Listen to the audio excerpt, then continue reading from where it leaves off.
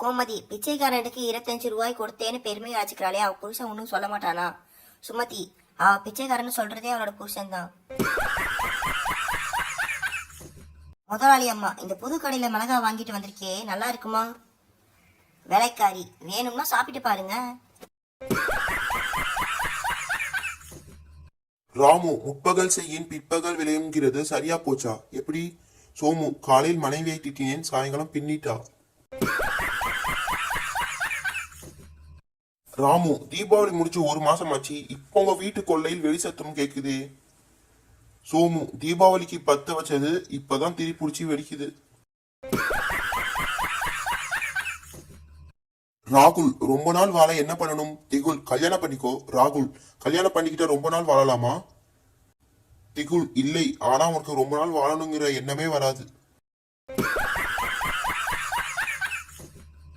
ஒருவர், அந்த கஸ்டமர் ஏதோ கேட்டதும் சர்வர் இவ்வளவு டென்ஷன் ஆகிட்டாரே, அவர் என்ன அப்படி கேட்டிருப்பாரு? மற்றவர், சாப்பிட தனக்கு மாட்டு பொங்கல் தான் வேணும்னு கேட்டிருக்காரு.